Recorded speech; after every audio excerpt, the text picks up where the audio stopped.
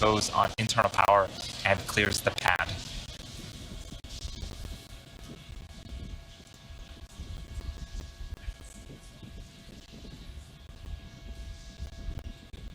Stage 1 lock flow complete.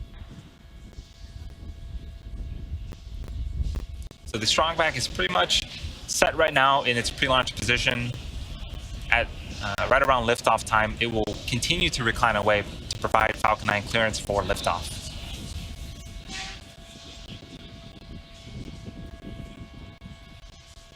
So this is a great view of historic pad 39A. This is where we launch all of our crew missions from, and this is where we sent people to the moon from. So with T-minus 2 minutes and 25 seconds and counting, things are continuing to look good for today's Starlink mission.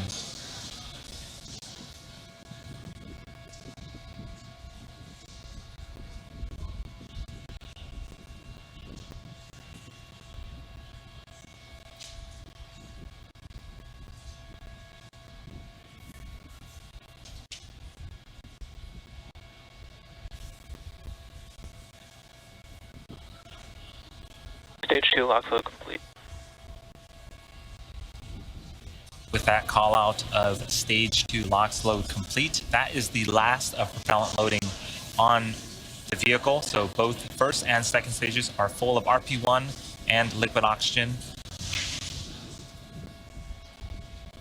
Beginning to see some clouds starting to form around Falcon 9.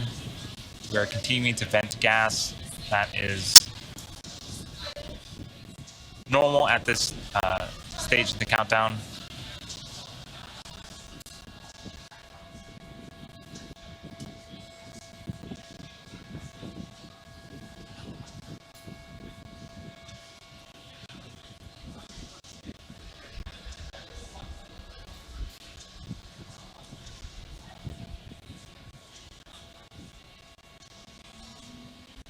Falcon 9 is in startup. Those stages are now pressurizing for liftoff.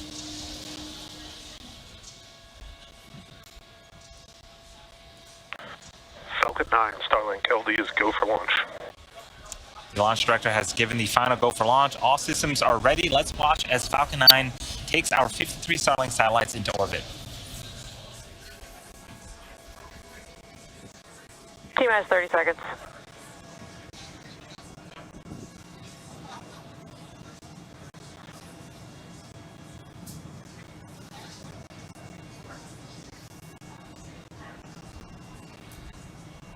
T-minus 15 seconds.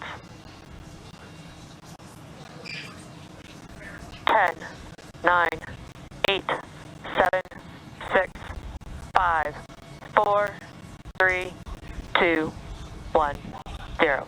Ignition. And liftoff. M1D chamber pressure is nominal. Vehicle is pitching downrange.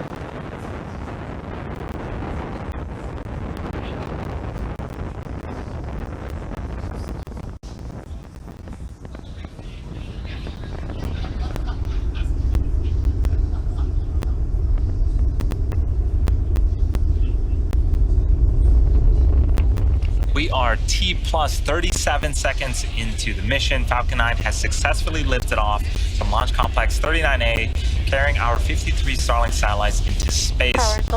Moments ago, we began to throttle down the engines on the first stage in preparation for an event known as Max Q. This is where the vehicle will experience the highest amount of aerodynamic pressures. Falcon 9 is supersonic.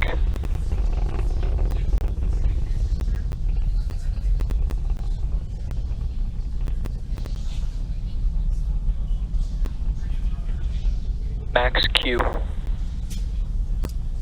Awesome. Now that Max Q is behind us, we are throttling the engines back up to full power. Coming up are a series of events happening in quick succession. First is MECO, also known as main engine cutoff. This is where all 9 Merlin engines on the first stage will shut off to slow the vehicle down in preparation for the next milestone, which is stage separation. During this event, both the first and second stages will separate from one another. The first stage will make its way back to our drone ship, and the second stage will continue its journey with second engine startup, or SES-1.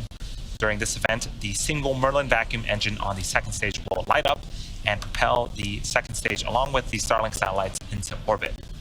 And then shortly after SES-1, we'll have the fairing halves deploy and expose our Starlink satellites to the vacuum of space.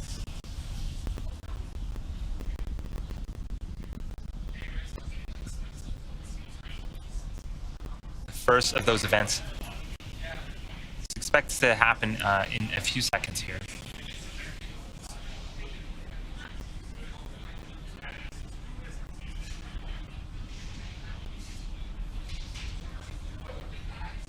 Eco.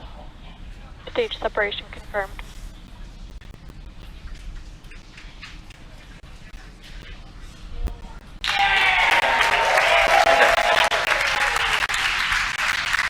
Fairing separation confirmed. All right, so as you just saw and heard, we successfully had main engine cutoff, stage separation. The second stage Merlin vacuum engine you see on the right-hand side of the screen has successfully started up, and we saw the two fairing halves deploy.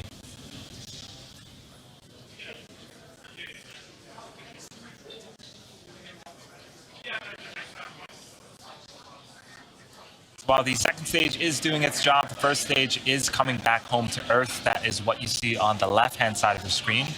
It needs to execute 2 burns before its 13th landing attempt on our drone ship. The first burn is called the entry burn. This is a 3-engine burn that helps slow down the first stage before hitting the denser parts of the Earth's atmosphere. And then the second burn is called the landing burn. This is a single-engine burn that brings the vehicle speed down rapidly in order to land on our drone ship a short fall of gravitas.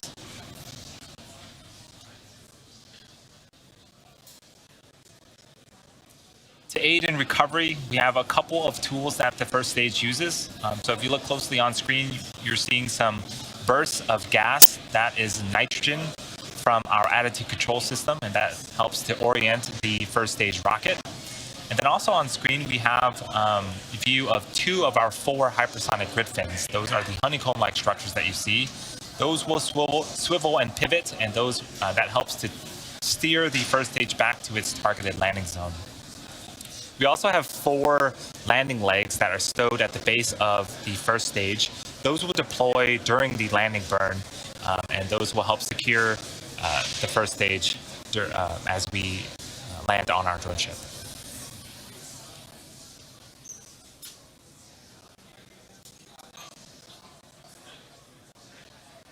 We still have about 2 minutes left before the first stage entry burn. Again, the first of 2 burns for the first stage. For now, we are just enjoying some great views of both the first stage returning back to Earth and the second stage making its way to space, makes its way into orbit. Vehicles are following nominal trajectories. And I just heard the call that we are in nominal trajectory, so things, again, continuing to go smoothly for today's Starlink mission.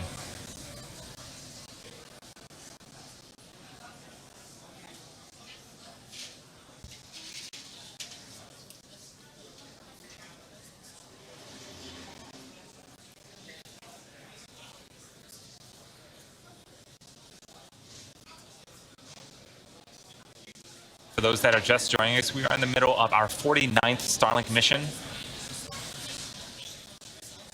If you weren't able to catch the liftoff, don't worry. We have 2 more launches this weekend, so be sure to tune in.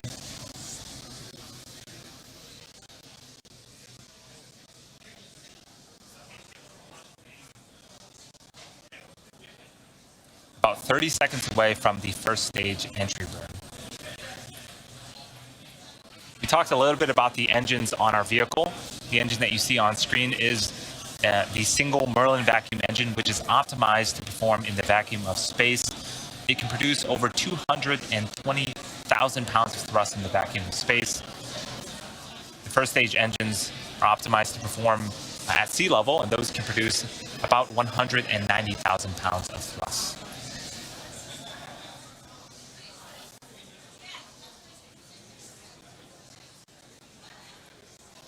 Stage 1 FDS has saved.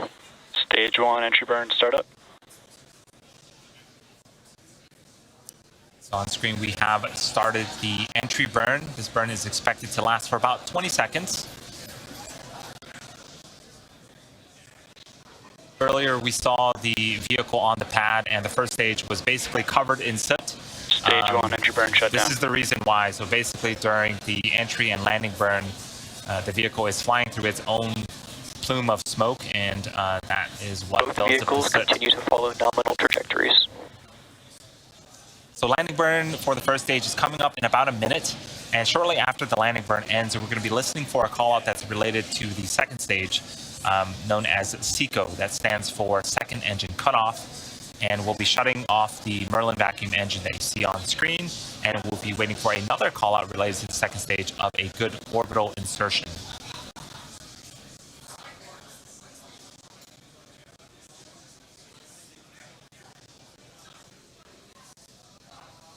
Stage 1 transonic.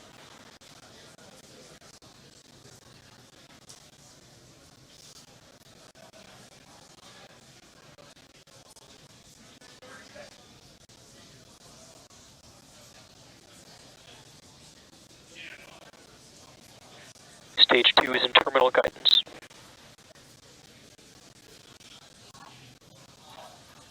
Stage 1 landing burn. Stage 2 FDS has saved. So our landing burn has begun. It's a single engine burn. This is also the period where we'll deploy our landing legs, and here comes our first stage for the 13th time attempting to land on our drone ship. Stage 1 landing leg deploy.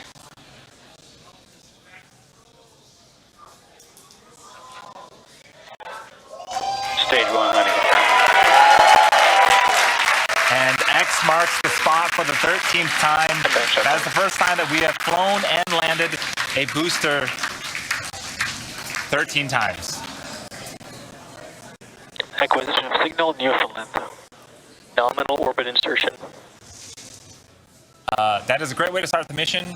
And we also just heard the call out that the second stage engine has successfully shut off and is now in a nominal orbital insertion.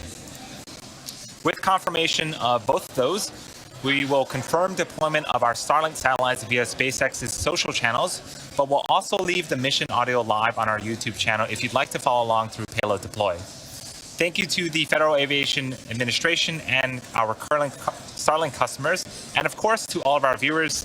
As mentioned earlier, for those of you interested in even more space content, we're not done launching rockets just yet. Stay tuned for the SARA-1 mission scheduled to launch from Vandenberg Space Force Base at 7:20 a.m. Pacific time tomorrow. Launch coverage will begin about 10 minutes before launch, less than 24 hours from now. Thanks, and we'll see you all very soon.